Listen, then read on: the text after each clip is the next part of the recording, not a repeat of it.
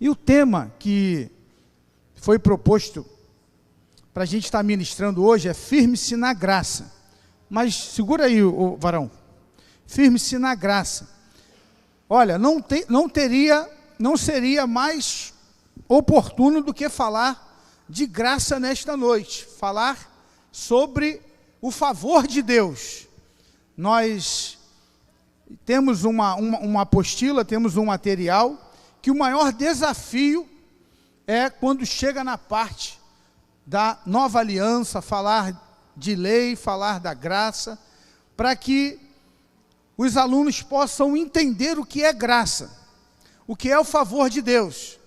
Tanto que o tema é firme-se na graça, como quem diz, olha, vocês precisam, eles vão fazer aqui um juramento de continuar aprendendo, de continuar estudando, para pregar o Evangelho, para ser e fazer discípulo para o Senhor Jesus Cristo.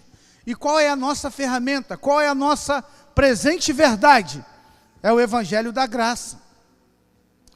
Porque nós somos tentados o tempo todo, alunos, vocês são tentados o tempo todo a abandonar a graça e voltar para o merecimento, voltar para a lei. Abandonar o favor de Deus. Todos os dias, quando nós acordamos, nós somos tentados a pensar assim, será que Deus me ama mesmo? Será que o meu dia hoje vai ser legal? Eu estou passando por uma luta, eu acho que Deus não me ama. Quando nós pensamos assim, nós não estamos nos firmando na graça. Estamos sendo tentados a voltar para a lei. E hoje, nós vamos falar um pouquinho sobre graça e lei, até para que você entenda. Pastor, firme-se na graça. Então, o que é graça, o que é lei? Tem como botar o vídeo aí, Luiz? Foi tremendo esse vídeo aí, né? A princípio, parece até uma brincadeira. Cadê o irmão da iluminação aí?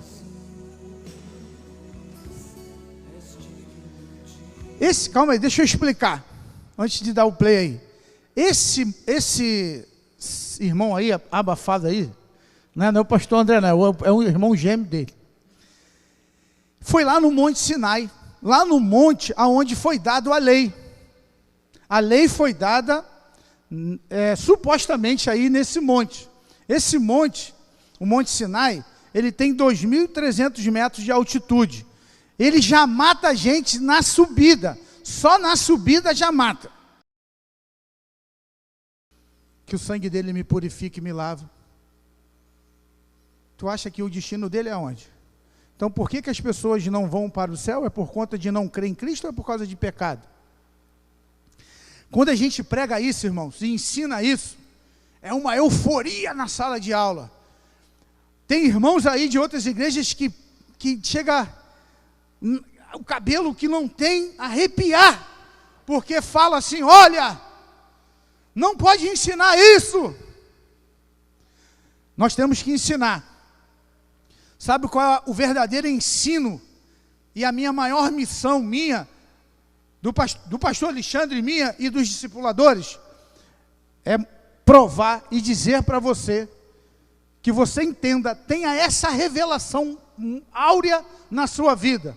Por que o texto áureo da Bíblia é: Deus amou o mundo de tal maneira que deu seu Filho unigênito para que todo aquele que nele creia não pereça, mas tenha vida eterna. Quem crê já está salvo. Quem não crê já está condenado.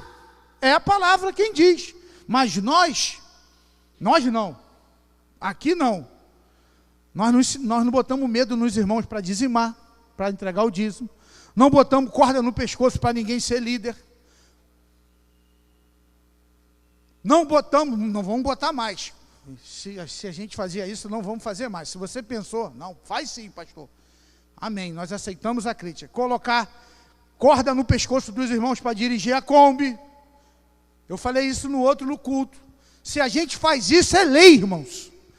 Quem faz sentir no coração não somos nós. Quem tem que fazer você sentir no coração é Jesus. Se eu faço você sentir no coração, não é pela graça. E a gente tem tido essa revelação, que tem que ser você, a nossa maior missão aqui. Eu tenho que fazer você sentir no coração que você é amado.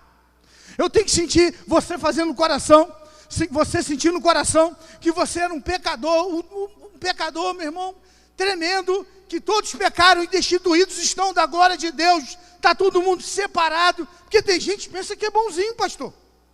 Tem gente que pensa assim, ó, eu nunca fumei, eu nunca matei, eu nunca cheirei, eu nunca traía a minha esposa, eu mereço. Isso é lei, isso não é graça. Todos pecaram e destituídos estão da glória de Deus. É claro que eu entendo que quem muito é perdoado, meu irmão, ama mais. Quem muito é perdoado, ele tem um prazer de servir a Deus, porque ele foi muito perdoado, então ele entende que ele foi muito amado. Pedro uma vez chegou para Jesus, alguém deveria ter feito alguma coisa com Pedro, aí Pedro chegou para Jesus, Jesus, quantas vezes eu tenho que perdoar o meu irmão? 7 vezes? Não, Pedro, 70 vezes 7. Deixa eu te contar uma parábola, Pedro. Tinha uma pessoa, Pedro, que devia 15 talentos de ouro. Se eu não me engano é isso. Eu fiz a conversão para o real, dá 20 bilhões a quantidade que aquele homem devia. Foi a parábola que Jesus contou para Pedro. Aí Pedro, isso tudo é impagável, mestre. Quem é que vai poder pagar uma dívida dessa? Impagável. Mas o Senhor perdoou, Deus perdoou a dívida desse homem. Aí esse homem sai da presença do seu Senhor e encontra um conservo que devia 10 mil reais. Aí o servo usou as mesmas palavras que ele. Meu Senhor, estou te devendo. Vê o que o senhor pode fazer por mim aí. Me ajuda. Sabe o que esse camarada aqui devia, uma dívida impagável, fez? Agarrou no pescoço, tu vai me pagar. Eu não vou te perdoar, não te perdoo não, tu vai me pagar. É isso que está na palavra, irmãos. Agarrou no pescoço e quase matou o outro. Mas, e aí, pastor? O que essa parábola quer dizer? Por que ele fez isso? Porque ele se achava merecedor, porque ele se achava em condições de ser perdoado. Mas ele achava que o outro não poderia ser perdoado. Ele se achava bom o suficiente para ser perdoado. A lei trabalha com o merecimento. A lei trabalha com eu mereço, eu faço, eu fiz, por isso eu exijo. A graça ele fez, Jesus fez, ele morreu na cruz, e eu o amo, porque ele me amou primeiro. Então, para concluir, qual é, irmãos, a mensagem que nós, pastores, devemos pregar para vocês todos os dias? Quando nós vamos no médico, o pastor está fazendo suspense na resposta, né? Quando nós vamos no médico, tem sempre um diagnóstico, sim ou não? O médico, o diagnóstico é esse. Você está com resfriado. Aí tem quantas especialidades tem quantas, né? Puxa, você bota lá para marcar uma consulta lá na clínica, lá no meu plano de saúde, especialidade, aí fica rolando lá quanto tempo para achar aquela que você está precisando. No céu é diferente, só tem uma doença, falta de amor. Se você não quer ser líder, é porque você não entendeu o amor de Deus por você. Se você não quer dirigir é porque você não entendeu o amor de Deus por você. Se você não quer trabalhar na igreja, não tem tempo, não tem dinheiro, acha que você não tem capacidade, é porque você abandonou o primeiro amor. Porque quando você entende que é amado, irmãos, que você é um pecador, destituído da glória de Deus, quando você entende isso, você arruma tempo para a obra, arruma dinheiro para a obra, não precisa ficar aqui falando, olha, se não der, vai o devorador. Não precisa, você é amado de Deus, quando você entende que é amado por Deus, que Deus te prosperou, que Deus te abençoou, e você está vivendo de uma forma recalcada, transbordante, sacudida. Meu irmão, quando o pastor fala assim, estamos precisando, eu, precisando de quê? Porque você entende que é amado. O único diagnóstico para que a obra de Deus flua é, se você vem, e Deus vai falar, rapaz, ele abandonou o primeiro amor. Apocalipse, capítulo 2, igreja de Éfeso, a Bíblia fala assim, eu conheço as tuas obras, mas tenho algo contra ti. Eu tenho algo contra ti, que abandonaste o primeiro amor. Se arrependa, volta onde você caiu, se arrependa e volte a praticar as primeiras obras. Sabe o que Deus está dizendo isso, irmãos? Não é o primeiro amor que você tinha por Deus. Você abandonou o amor que Ele tinha por você. Você deixou de entender a grandeza do primeiro amor, aquele primeiro amor que quando você chegou aqui chorando, eu sou um pecador, eu não mereço, o sangue de Jesus me lava. Não é o teu primeiro amor para com Deus, é o primeiro amor, é aquele que Deus derramou por você lá na cruz do Calvário. Esse é o primeiro amor, que você nunca pode colocar em dúvida. O primeiro amor, quando você levanta de manhã e o diabo fala para você que você não é merecedor, você não pode falar, porque você tem que falar, Senhor, eu sei que Tu me amas. Quando eu me firmo na graça, meu Deus, Romanos capítulo 5, versículo 1 diz assim, sendo, pois, justificados pela fé, temos paz com Deus, por nosso Senhor Jesus Cristo.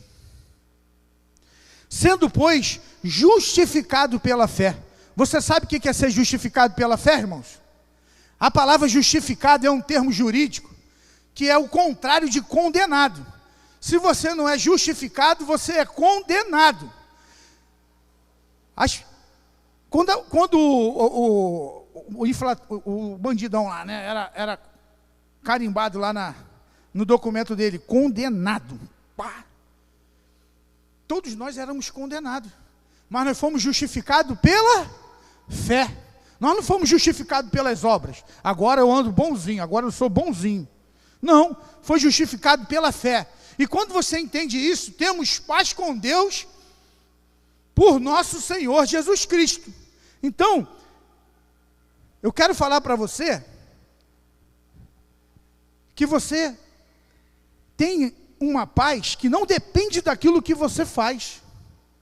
A paz que o texto aqui está dizendo é uma paz dada por Jesus Cristo. Você tem uma paz dada por intermédio de Jesus Cristo. Teve irmãos aqui que não vieram por várias situações difíceis em casa. Pastor, hoje eu não posso ir, hoje eu não vou. Você pode estar vivendo situações difíceis, mas a paz que excede todo entendimento não depende dessas situações, não depende do que você fez, porque o texto está dizendo, sendo, pois, justificado pela fé, temos paz com Deus, por nosso Senhor Jesus Cristo, e não pelo nosso comportamento. Ainda que eu ande pelo vale da sombra da morte, não temeria mal algum, porque Deus está comigo. Ainda que você tenha feito uma escolha ruim, a Bíblia fala, meu irmão, que Deus te deu paz. Deus te deu paz. Se Deus te deu paz, qual é o diabo que pode roubar a sua paz? Se Deus te deu paz, Qual é o demônio tranca-rua, mentiroso, que pode tirar a tua paz? Porque se uma porta se fecha aqui, Deus abre outra aqui. Diferente, meu irmão, do mundo, que o pessoal fala assim, olha, lá no mundo tem cura. O diabo coloca a cura e tira. Ah, meu irmão, Deus me perdoe, Senhor. Eu sei que está gravando. Falei até bravo agora, como se estivesse lá jogando no futebol. Ah, meu irmão, larga isso. Vem para o Evangelho, vem para a graça, abandona a lei, porque o nosso Deus é aquele que veio para desfazer as obras do diabo. Deus não coloca doença em ninguém, Deus não coloca miséria em ninguém, Deus não coloca medo em ninguém. Muito pelo contrário, nós temos paz com Deus, porque Ele morreu na cruz do Calvário. Não se sinta intimidado, não tenha medo. Ai, meu Deus, e agora? O que eu vou fazer? Nada disso. Você tem paz com Deus. Esse é o primeiro ponto da nossa mensagem.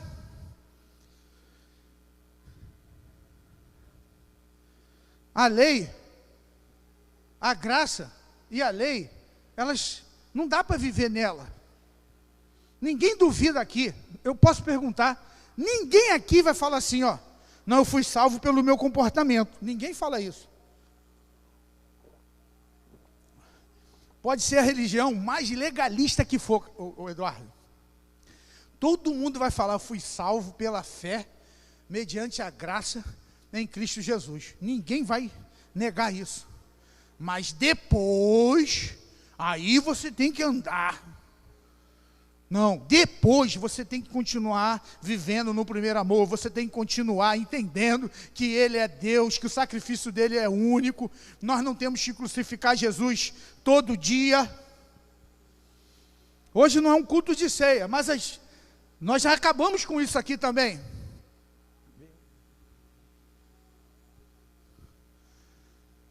Tem irmãos que fazem assim na hora da ceia. Hoje não. Parece até espiritual quando o cálice passa. Hoje não. Tu imagina? Nós estamos vivendo na graça. Quem é a Inglaterra que tem rainha ainda, né? Tem rainha e tem rei, né? Tem que ter rei, né? Aí está lá a rainha, convida você para um banquete. Deixa eu falar, Beto, convidou o Beto para um banquete. Convidou o Mateus para um banquete. Convidou as irmãs também. Convidou a Araci para um banquete. Claudinho. Convidou o Claudinho. Convidou você para um banquete, Cláudio. Aí você chega diante da rainha. Aquela mesa posta. Comida de tudo quanto é jeito. Camarão que parece meu antebraço malhado da marreta. Aí. Hoje não. Hoje não. É uma afronta para o rei. Quando o sangue do cordeiro passar na tua frente, você tem que lançar a mão do cálice, lançar a mão do pão e dizer: o sangue do cordeiro me purifica de todo o pecado, e a nova aliança dos seus pecados não me lembrarei mais. Glória a Deus! Meu irmão, firme-se na graça. Segundo, meu Deus, quando eu me firmo na graça, eu tenho paz com Deus. Segundo, quando eu me firmo na graça, eu me revisto de glória,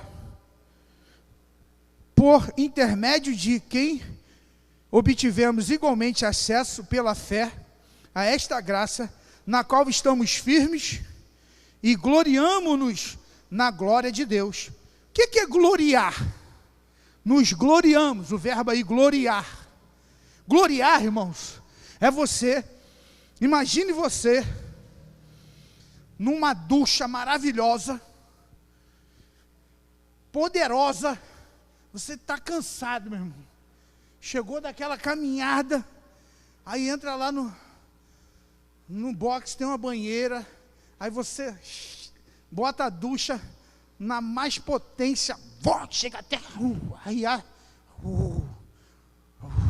aí bate assim na sua cabeça, aí você,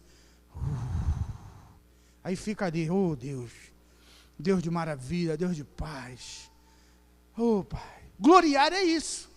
Você entrar na ducha do Espírito Santo, abrir a palavra da graça sobre a sua cabeça. Qual é a palavra da graça? Eu te amo, eu te amo, eu te amo, eu te amo. Aí deixa essa palavra cair sobre a sua cabeça e você vai gloriando. Você está cansado, você está triste, você está angustiado. Aí você começa, Senhor Deus Todo-Poderoso, Tu és maravilhoso, Pai. Eu estou tomando um banho aqui do Espírito Santo. Aí você já não tem mais palavra, não tem mais o que dizer. Você já falou glória a Deus, aleluia. Tu és santo, Tu és poderoso, Tu és criador dos céus e da terra. Quando acaba o teu vocabulário, o meu acaba rapidinho. Você começa e você vai tomando, vai gloriando o Senhor. Só a graça te permite isso, irmãos. Porque a lei, quando você está passando por um problema, o que você fez? Você está assim por quê? Quem pecou? Quem mexeu na cunha? Ele aí, meu irmão? O que está vendo? Começa a se examinar aí. Tem alguma coisa errada. A lei, ela começa a te oprimir. Mas a graça está dizendo que você tem que se gloriar. Gloriar. Você tem que se gloriar. Por quê? Olha só o que diz o fim do texto de Romanos 5. Por que eu tenho que me gloriar? Quando eu me firmo na graça, eu aprendo a lidar com as tribulações. Olha só, passa aí, acho que é o versículo 3 em diante. Não, Romanos 5, 3. Eu estou gloriando, me gloriei. Aí ele fala agora, e não somente isto, mas também nos gloriemos nas tribulações, sabendo que a tribulação produz paciência. E a paciência é experiência, e a experiência é esperança. E a esperança não traz confusão, porquanto o amor de Deus está derramado em nosso coração pelo Espírito Santo, que nos foi dado. Volta lá. E não somente isto. E não somente isto. Olha, você está dando glória ao Senhor. Mas quando vem a tribulação, e não somente isto, mas também nos gloriemos nas tribulações. Ele não está mandando você ficar assim, eu mando uma tribulação aí para mim que eu quero me gloriar. Não, ele está falando que quando você estiver passando por um momento de tribulação, dentro da tribulação você tem que dar glória a Deus. Enquanto o mundo murmura, você dá glória a Deus. Enquanto todo mundo se levanta para ir no RH, para ir no setor, para fazer uma baixa-assinado, você fica dando glória a Deus, meu irmão. Você anda na contramão, você anda na honra, no princípio da honra. Então, enquanto o mundo quer buscar os seus direitos, meus direitos, isso é lei, porque lei é merecimento. Na graça você vai exaltar aquele que pode solucionar o teu problema.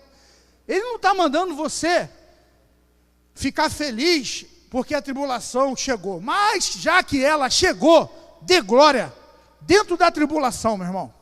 Sabe por quê? Porque você vai se transformar numa pessoa preparada, montada. Olha lá, a tribulação produz o quê? Paciência. A paciência é experiência. Se você não passar por esses estágios, Deus vai sempre nos tratar como meninos. Menino. Quem tem criança aqui, as meninas, as irmãs que cuidam das crianças, se ela comprar um presente para um e não comprar para o outro, meu Deus do céu. Ué, não, calma aí, eu vou comprar para você agora. Não quero mais. Pastor, se você não passar por esse estágio aí, meu irmão, você não adquire experiência, não adquire paciência, Você vai dando glória, meu irmão. Vai dando glória. Vai dando glória. Quando você menos esperar, você já está do outro lado da margem do rio. Quando você menos esperar, meu irmão, você já está em Canaã. Vai dando glória, vai dando glória. Vai dando glória. Eu fico imaginando, eu tive lá nessa viagem, né, concluindo aqui, eu tive lá, eu fico imaginando, meu irmão, eram 6.000 pessoas, ou não, 2 milhões de pessoas que saíram. Tinha os irmãos da frente, pastor, que iam na frente. Vamos na frente. O tabernáculo, a nuvem do Senhor, eles estavam indo à frente, conduzindo aquele povo que estava lá atrás. Aquele povo que estava lá atrás, nem sequer, de repente, viu, ó, meu irmão, aqui tem um buraco, vamos mandar para cá. Eles passaram e nem se deram conta de que houve um livramento lá na frente. Quando você está, Deus está te guiando, Deus está na tua frente, Deus está te conduzindo, meu irmão, você nem vê os livramentos que Ele te deu. Então, pare de murmurar, glorifica, exalta, glorifica o Senhor. Um texto aqui, que vai estar no nosso estudo lá de terça, fala assim, ó, seja igual Timóteo, seja um obreiro aprovado, que não tem que se envergonhar, que maneja bem a palavra da verdade. Essa palavra aprovado, no grego é dokimos. Se eu não me engano, não estou sem um esboço aqui, eu só gravei aqui. Dokimos. O que significa? O que era um dokimos? Está essa palavra, seja um obreiro aprovado. Dokimos era uma moeda verdadeira, uma moeda que, quando eles tinham dúvida se outra moeda era verdadeira ou falsa, eles pegavam essa e comparavam. Hoje eu dei uma nota de R$100 para pagar um frango que eu fui comprar para o almoço, o menino fez assim, ó, rapidinho, é verdadeira. Mas no templo de Timóteo tinha uma moeda que, quando eles tinham dúvida se essa moeda era verdadeira, eles colocavam uma do lado da outra e comparavam. Não, é verdadeira, é igual, não é falsa não. Então volta comigo aqui depois dessa explicação. Timóteo, seja um obreiro aprovado. Ana, seja uma obreira aprovada. William, seja um obreiro aprovado. Júlia, seja uma obreira aprovada. Ué, como assim? Que maneja bem a palavra da verdade. Quando olharem para a moeda real, vão comparar com você, vão falar, é verdadeiro. Quando olharem para Cristo através das suas ações, quando o mundo enxergar Cristo através das suas ações, vão falar assim, obreiro aprovado, dokimos. Seja um obreiro aprovado, seja um crente aprovado. Quando olharem para você, irmãos, quando olharem para mim, não vão ter dúvida, esse aí é discípulo de Cristo, esse aí é de Deus. As atitudes dele, a alma dele reflete Cristo. O Espírito contém o Espírito de Deus, mas a minha alma reflete, a minha alma é aprovada. As minhas ações, eu não posso ser um crente carnal, eu não posso ser um crente menino, eu tenho que ser um crente dokimos, aprovado por Cristo, igual a Cristo. Quando me colocarem, eles vão confundir, é Cristo ou é o discípulo? É um deles, é ou não é? É sim, eles falam igual, a atitude dele é igual, é tudo igual. Obreiro aprovado. Firme-se na graça. Quem está disposto a ficar com a graça? Quem quiser entender mais sobre lei e graça, meu irmão, curso de maturidade no Espírito, as inscrições estão abertas. Firme-se na graça, para que você tenha paz com Deus. Firme-se na graça, para que você possa gloriar a Cristo em qualquer momento, debaixo da ducha do Espírito Santo. Firme-se na graça, meu irmão, para que você, no meio da tribulação, continue gloriando e exaltando a Cristo. Firme-se na graça, para que você nunca esqueça que você é amado de Deus. Eu agradeço a minha oportunidade, em nome de Jesus.